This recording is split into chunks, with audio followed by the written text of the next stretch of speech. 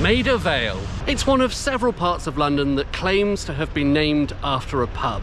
I am going to visit some of the interesting historic pubs in this area, but first let's deal with that name because, alas, I think it's not true. What we do know for sure is that there was a Battle of Maida in 1806. This was a decisive victory for the English over the French, with the English troops led by Sir John Stuart. The story goes that this pub, which some remnant still exists of behind me, the Hero of Maida, was built in honour of Sir John Stuart and his victory at the Battle of Maida shortly after 1806, and then consequently this stretch of Edgware Road was then named Maida Hill, and later on Maida Vale took its name from there. The earliest known date for the pub, the Hero of Maida, is 1810 from licensing records, and I was able to find newspaper mentions of it from 1811. But Maida Hill, the name for that stretch of Edgware Road, was already in use by 1807, just 9 months after the Battle of Maida. So what I think happened is that some new houses were built along a previously undeveloped section of Edgware Road sometime in the latter half of 1806 or in early 1807. That new development was named Maida Hill in honour of the Battle of Maida. The pub may have been part of that development, but quite possibly came a few years later. By the time of Greenwood's map of 1828, you can see Maida Vale has also appeared, but I think it simply took its name from Maida Hill, not the pub. Sadly, the Hero of Maida closed in the 1990s, but there is still plenty of historic pub interest in Maida Vale. Let's take a look. Pub number 1. The Warrington Hotel. Cheers from the Warrington Hotel. It was built in the 1850s with the interior substantially remodelled in the 1890s. It's a brick building with stucco, very grand classical style. On the upper floors, I would say there's some Palladian influence to those second floor tripartite windows. Good old Palladio was very fond of this symmetrical arrangement with one slightly larger thing in the middle, flanked by two slightly smaller things. The name of the pub can be seen in the top floor in a parapet, and the ground floor has this very elaborate projecting porch, and it's supported by Ionic columns with a shell niche overhead. Decorative faience tiling abounds, and some of those you can also see some lion head motifs. There is mosaic tiling in the floor of the porch, and you can also see the name of the pub, the Warrington Hotel, spelled out there. The lamps either side of the entrance are mentioned in the listing by Historic England, octagonal lamps with scrolled iron bases inside. The bar counter is semicircular.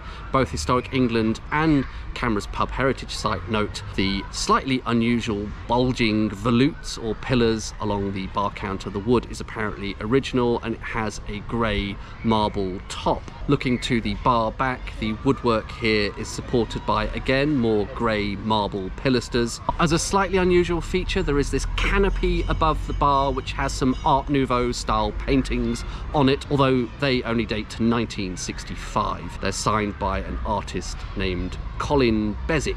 More grey marble on display elsewhere in that main bar room. There is a fireplace built of that, and also columns supporting the arches that give something of a divide through that saloon bar. In the public bar room on the other side, which is slightly smaller, there are two mirrors, one advertising Bass Pale Ale and another an old advertising mirror for Fuller's. In both rooms there are upper partitions with coloured glazed panes in them and some floral motifs. There's also this rather grand sweeping staircase going up the side of the saloon bar room to the upper floors. I think it's fair to say, in summary, it's an incredibly opulent, theatrical almost interior. The earliest newspaper mention I could find is from 1859, and it's quite a key piece of the pub's history. It seems to suggest that the pub had just been built and it was applying for its first licence. It cites the building costs of the pub as £4,000. Now, £4,000 in 1859, according to the Bank of England inflation calculator, would be worth about £400,000 in 2024.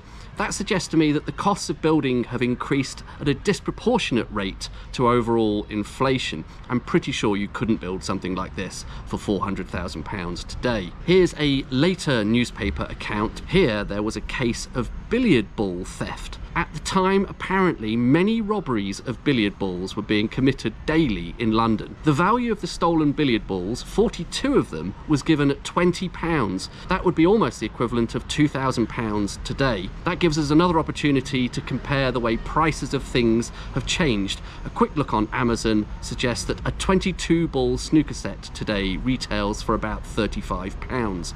In the 20th century, the pub, along with several others we're going to see today, was documented by writer Maurice Gorham, with illustrations by his friend Edward Ardizzone. There's a pair of books. The first is titled The Local, and that was published in 1939, and the second is titled Back to the Local, and that was published in 1949, a decade later. Gorham writes about the Warrington in a chapter titled The Saloon Lounge, and there's an illustration in each version of the book, albeit subtly different, which shows you some of the bar counter, the arches, and the staircase. As a side note, Back to the Local is due to be reissued next month, June 2024, and the electronic version of it is already available. I'll put a link in the description. Pub number 2, the Carlton Tavern. Cheers from the Carlton Tavern. This is of course famous as the pub which was illegally demolished in 2015.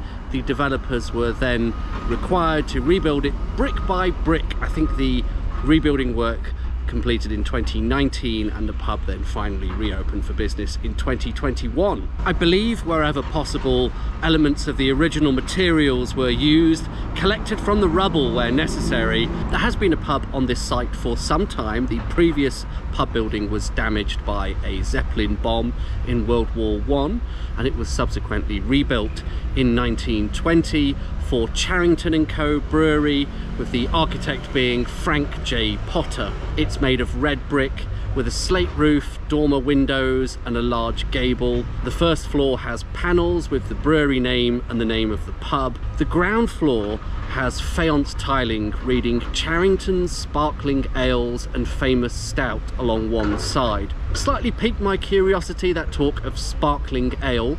I assume this was a style something like an English pale ale, but bottle conditioned, and bottle conditioning a bit like the way traditional methods sparkling wines like champagne or English sparkling wine are made. That causes a secondary or a later fermentation to happen in the bottle. Some CO2 is released and the wine or the beer becomes slightly fizzy. This is on camera's list of outstanding conversions and renovations. They note that the entrance at the side to the left-hand bar shows some original tiling. The panelled bar counter is apparently original, but the bar back is more modern. There is, in this left-hand bar room, an original tiled ceramic fireplace with some slightly newer wood in places surrounding it. Sorry about the banging and crashing of the construction work over there. The ornate plasterwork ceiling is obviously a recreation. There's no way you could pick up bits of plaster from the rubble, but that has been recreated in a very similar style. Apparently the slightly larger bar room at the right as you enter is newer, but there are one or two elements of slightly old material there, including possibly part of the bar counter and part of the bar back. And there is a dining room at the back with a large vaulted ceiling. The earliest newspaper mention I could find which clearly identifies this pub is from 1863, and at that point the pub was up for sale. The pub was present at the time of the 1890s Ordnance Survey map, and it's mentioned in an article on Paddington licenses in 1920, at which point they were considering rebuilding it after its destruction or partial destruction in World War I. So when the pub was rebuilt in 1920, it was an example of an improved pub.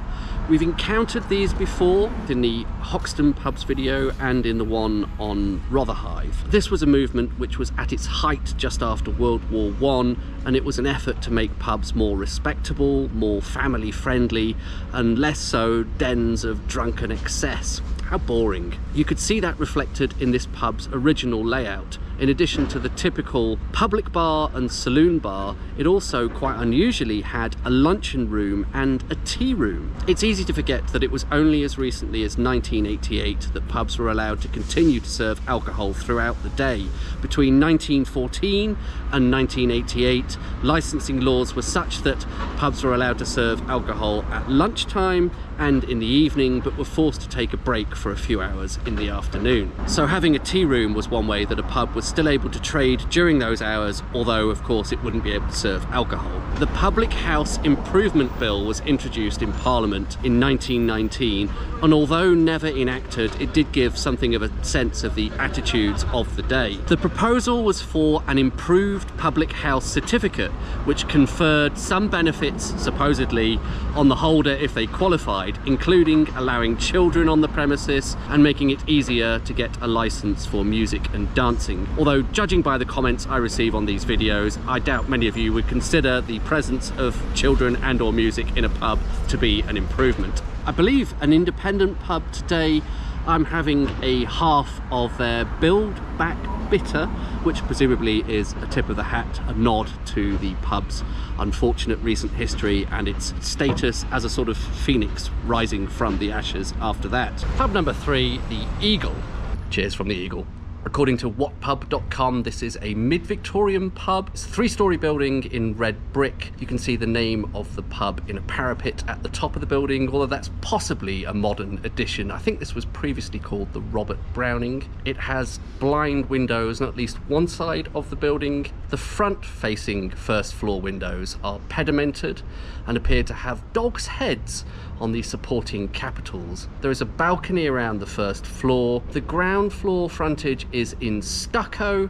Inside there is a hefty wood bar counter with fielded panelling, and that's interspersed with fluted pilasters, my old favourite. That's surrounded by a brass footrail. Also what look to be marble columns adjoining the bar on both sides. There is some fixed bench seating around the walls with stub partitions in dark wood. That looks relatively old to me. Upstairs there is a bar counter in a roughly similar style in terms of the panelling, but that also has a marble top to it. There's also a couple of marble fireplaces. The pub probably dates to the 1850s. The site of it seems to be this building marked as Grove Cottage at the time of Greenwood's map of 1828, and Clifton Road, the road that the pub is on, doesn't seem to have been named or probably laid out fully yet. The earliest newspaper mention I could find was from 1855, when it seems a horse was being sold nearby.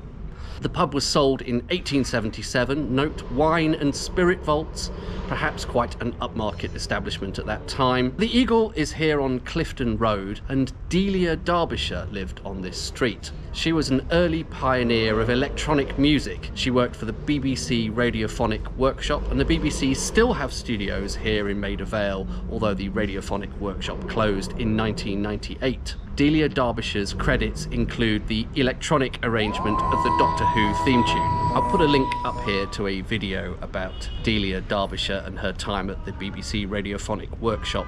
I found that strangely spellbinding. I particularly like her boffin-like approach to making music. She's half scientist, half musician. I also really like her very plummy, received pronunciation RP accent. And what did you do at work today, Delia? Well, I laid down some rather fat beats, and it culminated in an awfully sick drop.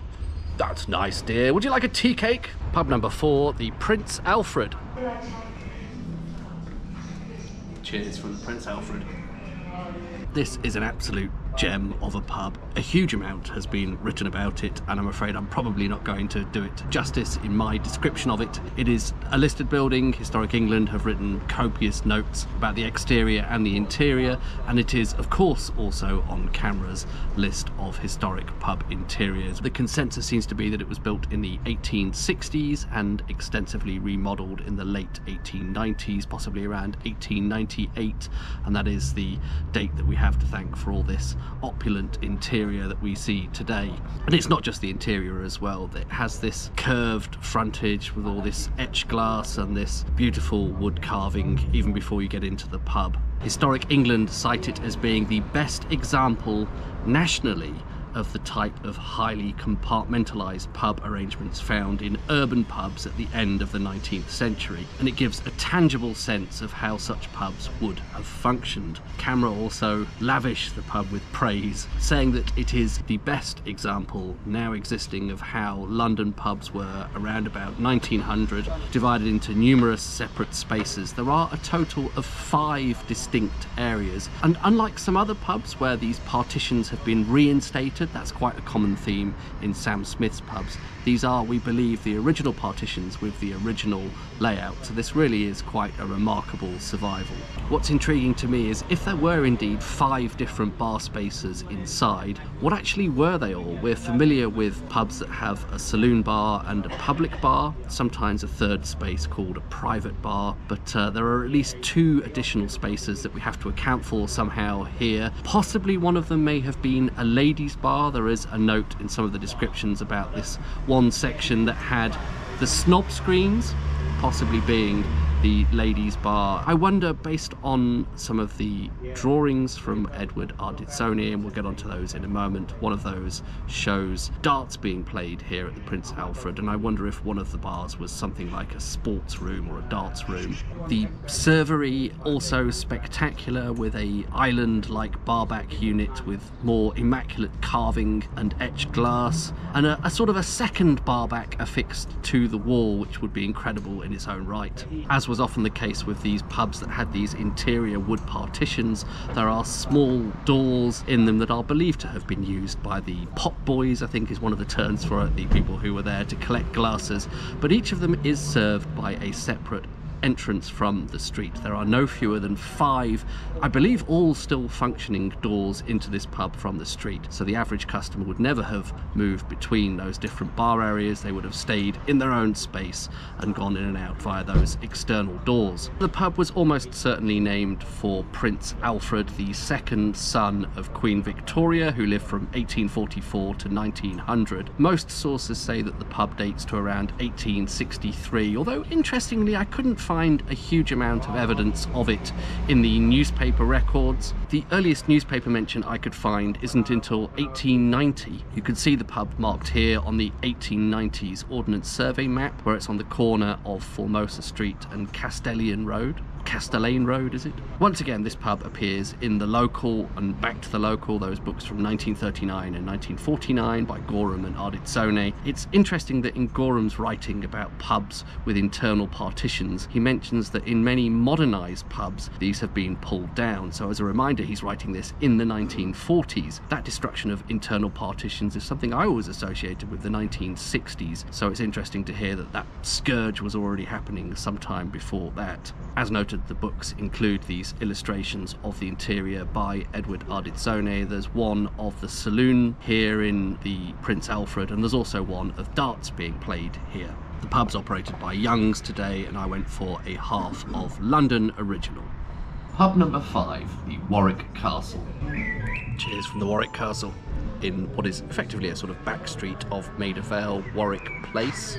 Once again, it both has a listing from Historic England and it's on camera's list of historic pub interiors. Historic England cite it as being mid-19th century, a very eye-catching large iron lamp hanging over the frontage of the pub. Coming in from the entrance on the right-hand side of the exterior, there is a nice old vestibule, mostly in wood, with stained glass windows in it. The walls have matchboard panelling, and the bar counter immediately grabs your attention. It's quite an unusual shape here. It's sort of 2-tiered, almost like an inversed wedding cake that has some quite ornate carved brackets on it and fielded panelling in between. Also a brass footrail there. The bar back is apparently modern, but I think they've done a good job there of trying to keep that in keeping with the theme of the bar counter. There are similar sort of brackets on the top left and right corners. Camera actually mentioned the Bass & Co mirror. There are 2 of these in the pub. I'm not sure if there's possibly been some rejigging, because they described the one in the main bar room as being over the fireplace and it's now slightly off to the side. Not sure of the age of those. As a side note about the Bass Pale Ale logo, it was actually the first trademark to be registered under the Trademarks Registration Act of 1875, and 7 years later it of course had the distinction of appearing in Manet's famous painting The Bar at the Folies Bergère. Another entrance from the exterior interior leads to a sort of lobby area which has apparently original Victorian tiling on the floor. The door off to the right from here goes into the main bar room where we were earlier, and the door off to the left goes into an area that's now called the Snug and is used as a sort of dining area mainly, but that was originally apparently the smoke room. This has another fireplace and another one of those Bass & Co. Pale Ale mirrors. There are several streets in this part of London which take the Warwick name. There is a Warwick Avenue, most famously. This pub is on Warwick Place, and there's also a Warwick Crescent.